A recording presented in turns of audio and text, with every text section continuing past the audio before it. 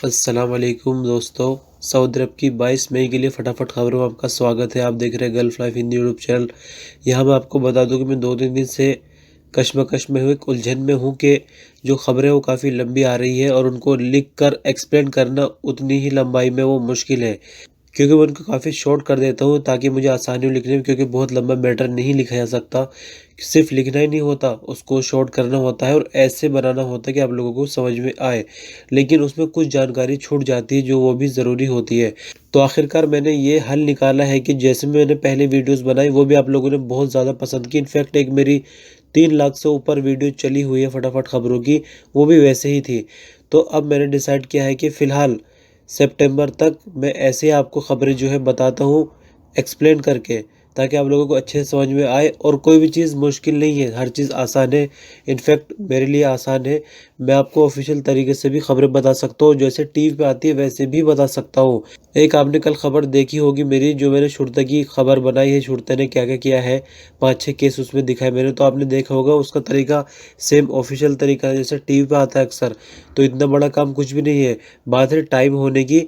और टीवी में पूरी टीम काम करती है, तो अगर मेरे पीछे भी टीम लग जाए तो मैं आपको ऐसा कंटेंट दे सकता हूँ कि आप बिलीव ही नहीं कर पाओगे।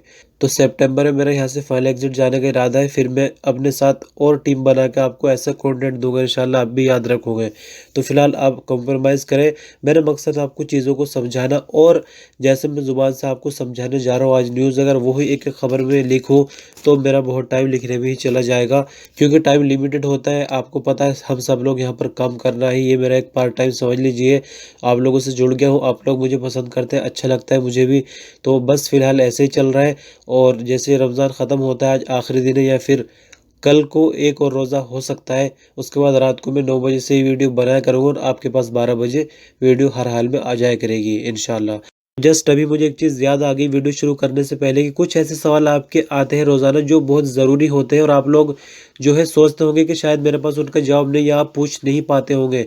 तो यहाँ एक भाई ने मुझसे पूछा है कि जो सदक़ातुल फ़ित्र होता है या फिर ज़कातुल फ़ित्र कह सकते हैं, जो फ़ितरा होता है ईद का, वो इस साल सऊदी अरब के अंदर कितना है। तो मैं आपको बता दूं 25 रियाल, 25 रियाल का आपका फ़ितरा है, जो कि आपको ईद की नमाज से पहले अदा करना है। मतलब ईद की नमाज अभी ईदगाह में नहीं हो रही, बट आप अपने रूम पे तो पढ़ेंगे 2 रकात नमाज, उससे पहले अदा करना ज़रूरी है। और जो लोग सऊदी अरब में फ़ितरा नहीं देना चाहते, या तो वो अपने घर से उसके बराबर पैसे गरीबों में बंटवा दे, या भी अगर पैसे घर पर ना हो तो आप सऊदी अरब के अंदर ही एक दूसरी जगह निकाल कर रख दो, जो आपके मेन बैलेंस है उससे 25 रियाल हटा कर रख दे।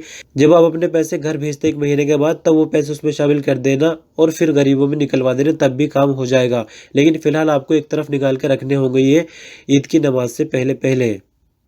आप अपनी राय कमेंट में देते रहें, लाइक करते रहें, सब्सक्राइब करते जो लोग नए आ रहे हैं। अल्लाह हाफिज़। सऊदी अरब के अल मजमा यूनिवर्सिटी के खगोल सेंटर ने कहा कि जुमा को ईद का चांद नजर आना मुमकिन नहीं, जबकि दूसरी तरफ सुप्रीम कोर्ट ने फिर से एक बार लोगों से कहा है कि जुमा यानी 29 रमज़ान को ईद का चांद देखा जाए, और यही सुन्नत है, इस सुन्नत पर अमल किया जाए। चांद दिखाई दे या न दे, लेकिन चांद देखने की कोशिश ज़रूर की जाए। एक लोकल सऊदी अखबार सबक के मुताबिक अल मजमा यूनिवर्सिटी के तहत काम करने वाले खगोल सेंटर ने कहा कि खगोली हिसाब से जुमे को 29वां रोज़ा होगा। इस दिन सूरज 6:29 पर छिपेगा, जबकि चांद इससे पहले 6:26 पर डूब जाएगा। इसका मतलब यह होगा कि जुमे के दिन चांद सूरज छुपने से 13 मिनट पहले ही डूब जाएगा, जिस कारण से किसी इंसानी आँख या किसी मशीन या फिर दूरबीन से चांद देखना मुमकिन नहीं होगा। दूसरी तरफ सऊदी सुप्रीम कोर्ट ने कहा कि सुन्नत पर अमल करते हुए 29वें रमज़ान को चांद देखा जाए। अगर किसी को ईद का चांद नजर आए तो वो करीबी अदालत में जाकर अपनी गवाही रिकॉर्ड करा सकता है। उसके बाद जो है उसकी गवाही को सबूत मानकर इस खबर को आम किया जाएगा लोगों में।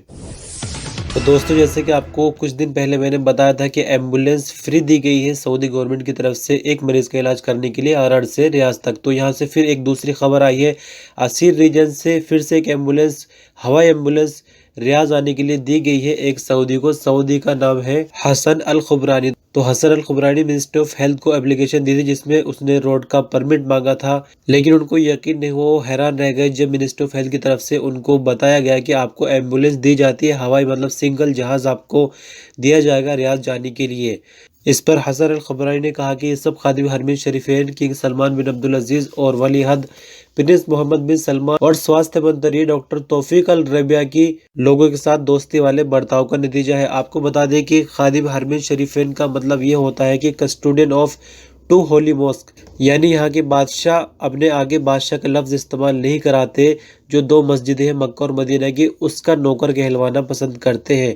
तो आप अक्सर सुनते होंगे, शायद आपको ये मतलब ना पता हो।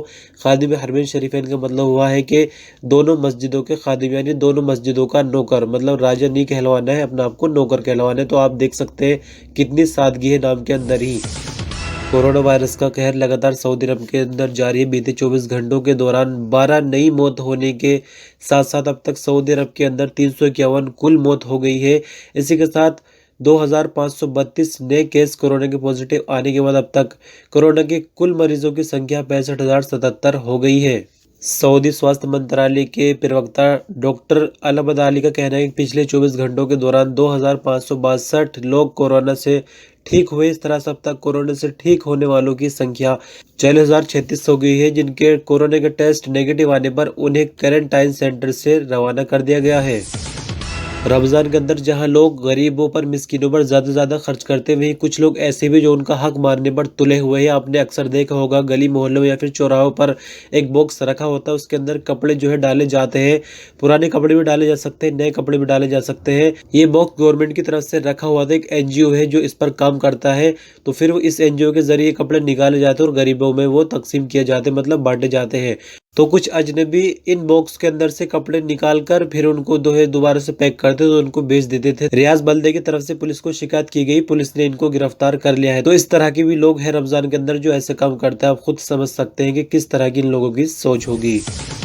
तो दोस्तों, जैसे कि आप जानते हैं, आरामको सऊदी की कंपनी और सऊदी अरब के अंदर जितने भी ऑयल फील्ड है उनको कंट्रोल करती है। इसी के साथ एक ऑयल फील्ड ऐसा है जो कुवैत और सऊदी के बॉर्डर पर है। तो यहाँ पर एक ज्वाइंट कंपनी बनाई गई जिसका नाम है अल खफजी ज्वाइंट ऑपरेशन।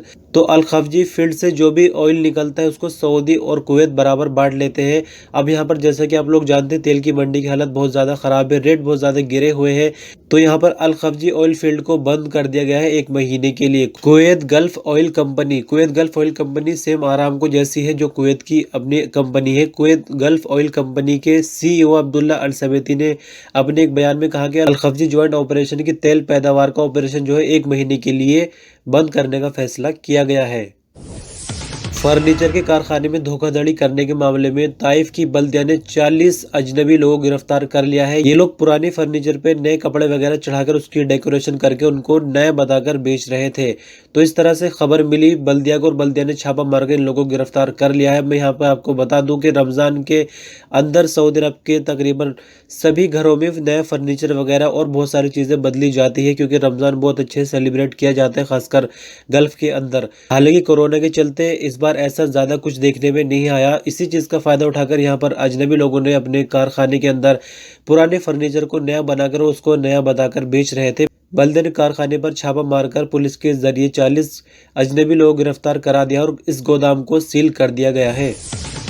जैसे कि आप अक्सर खबरों में सुनते हो कि बल्दे की टीमों ने यहाँ पर छापा मारा, वहाँ छापा मारा, तो वो एक जेंट्स टीम होती है। अब यहाँ पर कुछ दुकानें ऐसी होती है जो स्पेशल लेडीज़ की होती है, जैसे लेडीज़ अंडरगारमेंट्स वगैरह इस तरीके की चीज़ें हो गई। तो उनके लिए एक स्पेशल टीम बल्दे की तरफ से बनी है जो औरतों पर बेस्ड है, मतलब औरतें इस टीम में काम करती है। तो खबर अल करियात रीजन से, यहाँ पर लेडीज़ डिपार्टमेंट की बल्दिया के इंस्पेक्टर्स ने लेडीज़ गारमेंट्स और उसी से संबंधित दुकानों का दौरा किया जहाँ पर औरतें ही खासकर सामान बेचती है। 78 यहाँ पर चेकिंग के दौरे किए गए ताकि जो उल्लंघन हो रहा है कोरोना वायरस को लेकर उसका पता किया जा सके। हालांकि इस खबर के दौरान अभी तक कोई भी वायलेशन की खबर नहीं। तो इस तरह से यहाँ पर अब औरतों की और मर्दों की टीम बल्दे की तरफ से जांच करेगी मार्केट की आगे भी।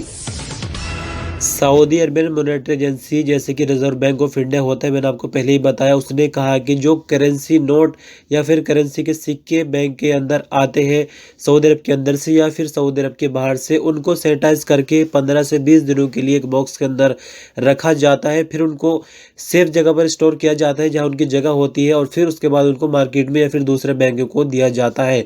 तो इस तरह से सामा की तरफ से पूरी कोशिश की जा रही है जो पॉसिबल है कि हम करेंसी को किस तरह से जो है सेफ बना सकते हैं, कोरोना वायरस को फैलने से रोक सकते हैं करेंसी के जरिए। तो इस तरह से करेंसी के लिए भी खास इंतजाम किए जा रहे हैं सऊदी अरब के अंदर सामा की तरफ से, यानी सऊदी अरबियन मॉनेटरी एजेंसी की तरफ से। मुस्लिम वर्ल्ड लीग ये एक एनजीओ है जो कि मुस्लिम देशों पर आधारित है और इसका हेडक्वार्टर जो है वो मक्का के अंदर है। तो इसकी तरफ से अफगानिस्तान के लिए कोरोना वायरस से लड़ने के लिए काफी सारा सामान भेजा गया है। मैं उसकी डिटेल आपको भी बताने जा रहा हूँ। इससे पहले आपको बता दूं कि अफगानिस्तान के हालात इतने अच्छे नहीं है, लेकिन कोरोना वायरस तो सभी जगह फैला हुआ है। तो यह जो सामान भेजा गया है वो टेस्टिंग किट है, इसके अंदर मास्क है, सैनिटाइजर है, मेडिकल जो वर्दी है वो है और चश्मे और दस्ताने वगैरह अफगानिस्तान के लिए भेजे गए हैं। तो मुस्लिम वर्ल्ड लीग की तरफ से ये सामान भेजा गया और अफगानिस्तान के स्वास्थ्य मंत्री डॉक्टर शफीक के हवाले ये सामान किया गया है। उसके बाद अफगानिस्तान के अंदर जहां पे जरूरत होगी उस जगह ये सामान भेजा जाएगा। तो दोस्तों, खबरों का सिलसिला बस यहीं तक। अपना ख्याल रखिए। अल्लाह हाफिज।